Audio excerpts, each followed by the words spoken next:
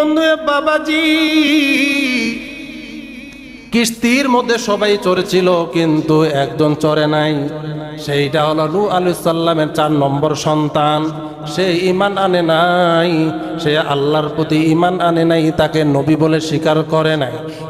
নূহ আলাইহিস সালাম যখন বললেন, সন্তান তুমিও নৌকার মধ্যে আরোহণ করো, তুমিও নৌকার মধ্যে আরোহণ করো, সন্তান ডেকে বলে, বাবা আমি ওই পাহাড়ে চূড়ায় গিয়া দাঁড়াবো, তোমার আল্লাহ আমারে পানিতে ডুবাইতে পারবে না, তোমার আল্লাহ আমার কোনো ক্ষতি করতে পারবে না। মুসলমান বন্ধুরে, এইবার নূহ আলাইহিস সালাম সন্তানকে বারবার নৌকায় উঠার জন্য চেষ্টা করি, আল্লাহ রাব্বুল আলামিন ডেকে বলে, নবী গো আপনি চাইলেই একজনকে হেদায়েত দিতে পারবেন না, আমি তাকে হেদায়েত দিব না, আপনি চেষ্টা করলেও সে হেদায়েত পাবে না, আপনি তাকে তার হালতে ছেড়ে দেন। এটা সূরাতুল আহজাবের আয়াত নিয়ে প্রায় 2.5 মাস ধরে আলোচনা করতেছি। এই আলোচনা করার পরে আমরা এটাই জানতে পারলাম যে আমরা যদি আল্লাহওয়ালা হতে চাই, আমরা যদি আল্লাহর প্রিয় হতে চাই, আল্লাহর খাঁটি বান্দা হতে চাই, তাহলে আমাদেরকে এই 10 শর্ত অর্জন করলেই কেবলমাত্র আল্লাহর প্রিয় হতে পারবো। আর যখনই হতে পারবো, আল্লাহ তাআলা বলছেন, ফাযকুরুনি আযকুরকুম ওয়াশকুরুলি ওয়ালা তাকফুরুন, যারা আমাকে স্মরণ করবে আমি আল্লাহ তাদেরকে স্মরণ করব। আর স্মরণ দ্বারা শুধু এই স্মরণ নয়, যেই দিক দিয়ে সে আমাকে স্মরণ করবে, কেউ যদি গোপনে আমাকে স্মরণ করে আমি আরশে আজিমে তাকে নিয়ে আলোচনা করব। কেউ যদি মজলিসে বইসা আমাকে স্মরণ করে আমি ফেরেশতাদের মজলিসে বইসা তাকে স্মরণ করব। কেউ যদি বিপদে পইরা আমাকে স্মরণ করে আমি বিপদ থেকে উদ্ধারের মাধ্যমে তাকে স্মরণ করব। কেউ যদি ক্ষমার জন্য আমাকে স্মরণ করে আমি আল্লাহ ক্ষমা দিয়া তাকে স্মরণ করব। কেউ যদি জান্নাতে যাওয়ার জন্য জাহান্নামের জন্য ভয় কইরা স্মরণ করে আমি আল্লাহ জান্নাত দিয়েও তাকে স্মরণ করব। সুবহানাল্লাহ। এই হলো আমাদের আ'আদ্দাল্লাহু লাহুম মাগফিরাতাও ওয়া আজরুন আযীমার ব্যাখ্যা। আমার বন্ধুগণ, যেহেতু মুহররম মাসে আমরা চলে এসেছি, আসুন একটু আমরা মুহররম নিয়ে আলোচনা করি। আমার আল্লাহ বলছেন, ইন্না ইদ্দাতাশ শুহুরি ইনদাল্লাহি 12 শাহরান ফি কিতাবিল্লাহ ইয়ামা খালাকাস সামাওয়াতি ওয়াল আরদ। আল্লাহ রাব্বুল আলামিন যখন থেকে আসমান এবং জমিনকে সৃষ্টি করেছেন, তখন থেকে আল্লাহর বিধানে আল্লাহর কাছে মাস হলো 12টি। তার মধ্যে আবার 4টি মাস হলো আরো বেশি গুরুত্বপূর্ণ। এই 4 মাসের গুরুত্ব কত বেশি? হাদিসের মধ্যে পাওয়া যাচ্ছে, কিতাবের মধ্যে পাওয়া যাচ্ছে যে এই 4 মাসের গুরুত্ব এত বেশি, শুধু মুসলিমরা এই 4 মাসকে পালন করতো না, কাফেররাও এই 4 মাসকে অনেক গুরুত্ব দিত। এই 4 মাসে যুদ্ধ বিদ্রোহ সম্পূর্ণ হারাম ছিল, কেউ যুদ্ধ করতো না। যদি যুদ্ধ লেগেও যাইতো, মুহররম মাস পড়ে গেলেই তারা পতাকা উঠায় দিত যে এই মাস হচ্ছে হারাম মাস, এই মাসে যুদ্ধ করা নিষিদ্ধ, এই মাসে কোনো যুদ্ধ হবে না। তারিখ পরিবর্তন করে আবার 1 মাস পিছায় দেওয়া হয়। আর এই মাসটার মধ্যে আবার একটা মাস হচ্ছে মুহররম। মুহররম মাসের আবার একটা গুরুত্বপূর্ণ দিন আছে 10 মুহররম, যেটাকে আমরা আশুরা বলি। আশারাতুন, এটা আশুরাতুন মানে 10 তারিখের দিন। এই দিনটার আবার গুরুত্ব কত বেশি? এই গুরুত্ব বোঝার আগে আমরা যদি হাদিসের এই আয়াতটা পড়ি, আফজালুস সিয়ামি, যে উত্তম রোজা হলো বাদা রমাদান, রমজানের পরে উত্তম রোজা হলো শাহরুল্লাহিল মুহররম, মুহররম মাসে, আল্লাহর মুহররম মাস। তাহলে মুহররম মাসের রোজাটারও অনেক গুরুত্ব রয়েছে। কেমন গুরুত্ব? রাসূলুল্লাহ সাল্লাল্লাহু আলাইহি ওয়াসাল্লাম বলেন, কেউ যদি মুহররমের এই যে 10 তারিখের রোজাটা, আশুরা রোজা রাখে, তো আমি আশা রাখি আল্লাহ রাব্বুল আলামিন পূর্বের 1 বছরের সমস্ত ছোট গুনাহগুলোকে মাফ করে দিবে। সুবহানাল্লাহ।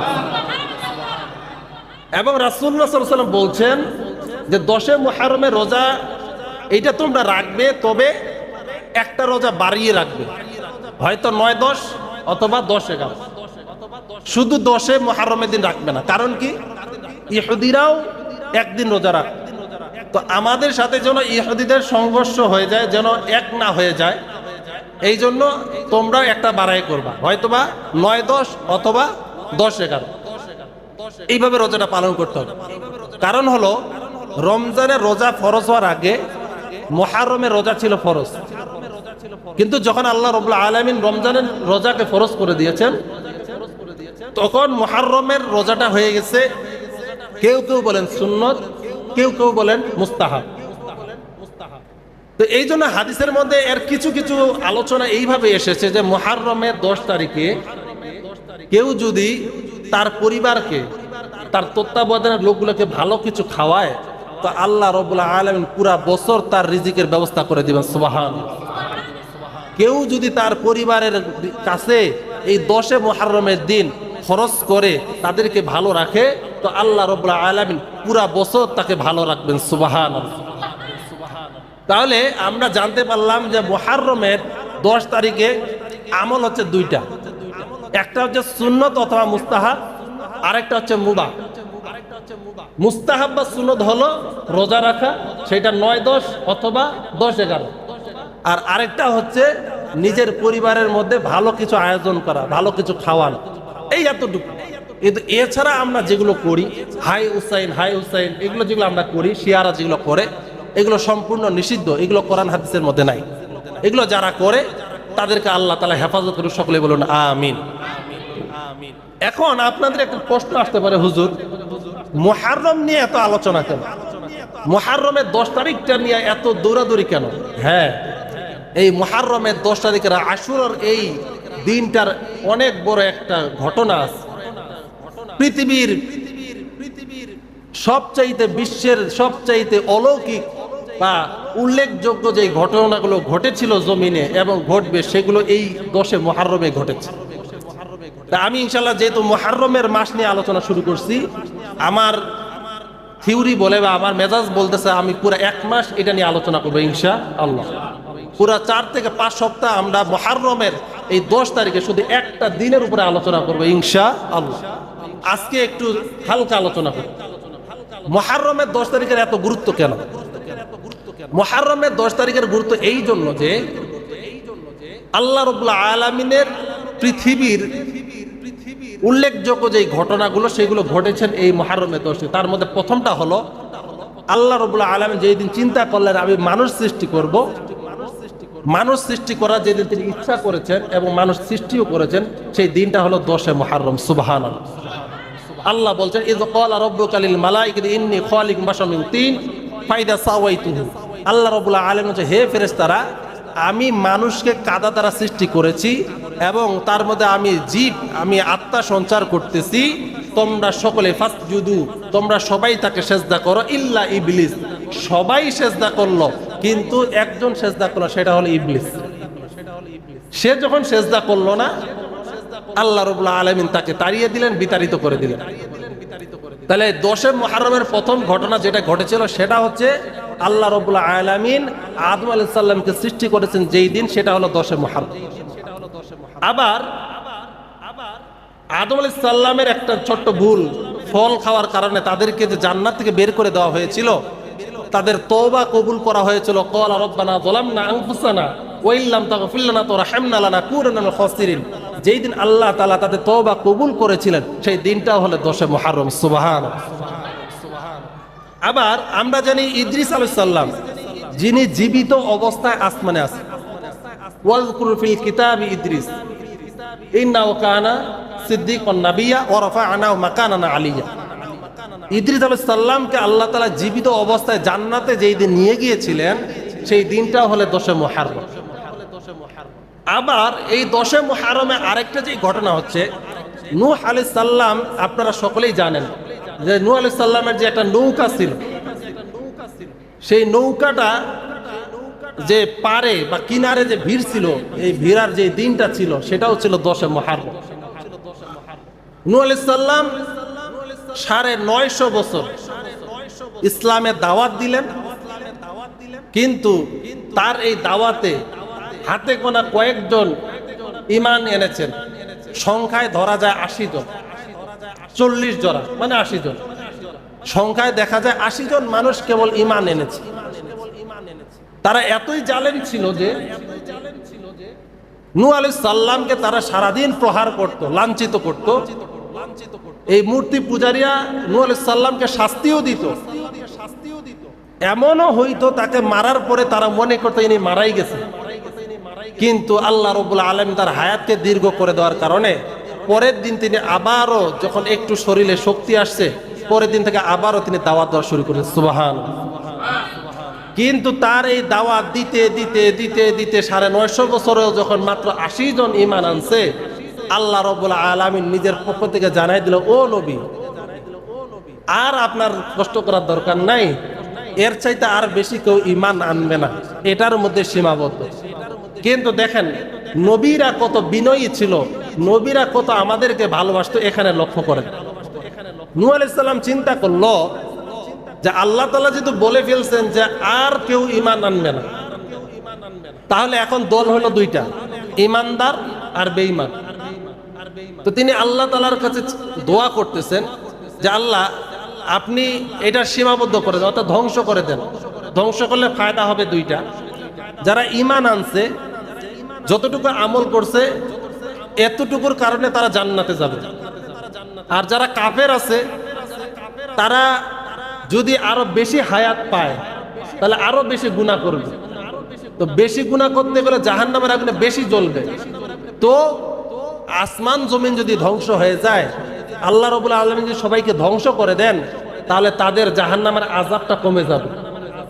দেখেন একজন নবী কাফেরদের জন্য কতটা চিন্তিত, যে তারা যেহেতু কাফের তারা তো জাহান্নামে যাবেই, কিন্তু যদি আরো বেশি হায়াত পায় তাহলে আরো বেশি গুনাহ করবে।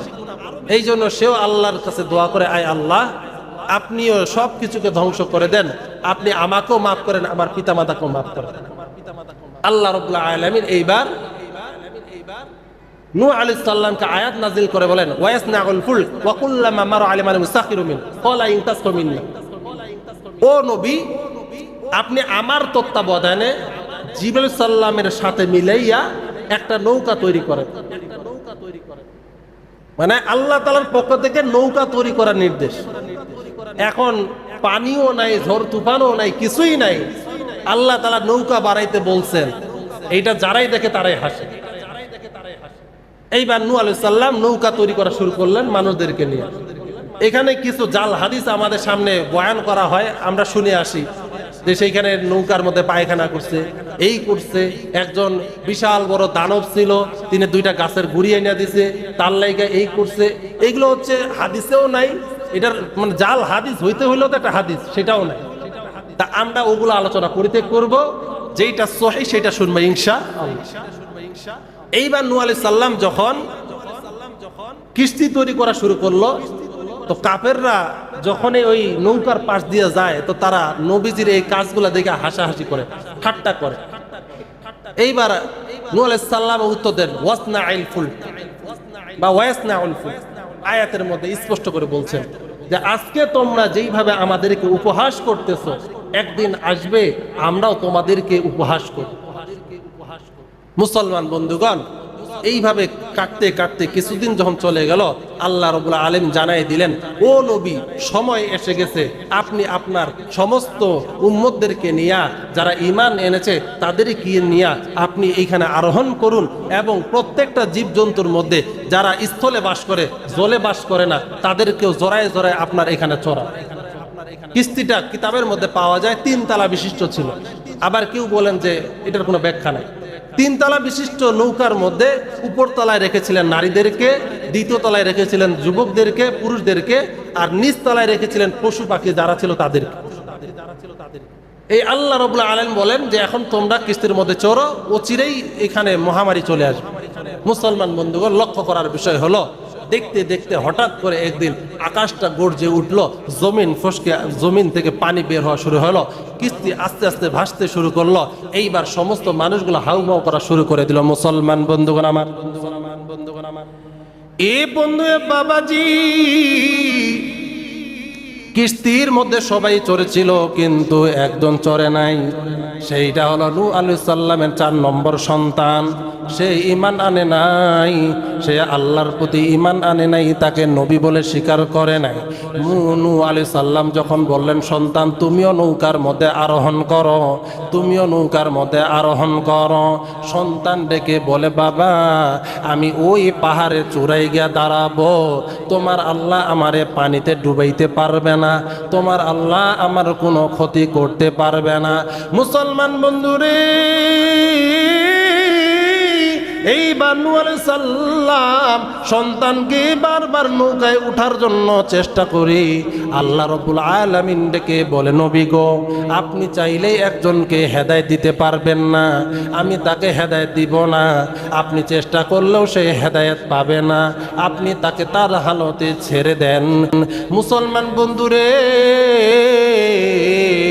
কিস্তি এইবার ভাষা শুরু করলো আসমান জমিনের মধ্যে শুধু পানি আর পানি পানি আর পানি কিস্তি এবার ভাসতেছে সমস্ত কাফের মুশরিকরা ইন্তেকাল করলো মারা গেল সমস্ত পশু পাখি সবগুলো ডুবে গেল একদিন নয় দুই দিন নয় কিতাবের মধ্যে পাওয়া যায় কেউ বলেন 40,000 বছর কেউ বলেন 40 দিন এইভাবে দীর্ঘ সময় নৌকাটা ভাসতে ভাসতে একদিন কিনারায় যখন ভিড়বে আল্লাহ রাব্বুল আলামিন ডেকে বলেন ও নবী সময় এসেছে এখন কিনারে ভিড়তে হবে আস্তে আস্তে বৃষ্টিও থেমে গেল জমিন আস্তে আস্তে পানিকে গ্রাস করে নিল একদিন দুই দিন করতে করতে পানি যখন জমিনে শুকায় গেল কিস্তি যেই জায়গায় ভিড়ল সেই জায়গার নাম হলো জুদি পাহাড় জুদি পাহাড়ের মধ্যে কিস্তি থামার পর যেই দিনে সেই কিস্তিরা ওই জায়গায় ভিড়েছিল সেই দিনটা হইল 10 মুহররম আশুরার দিন সুবহানাল্লাহ।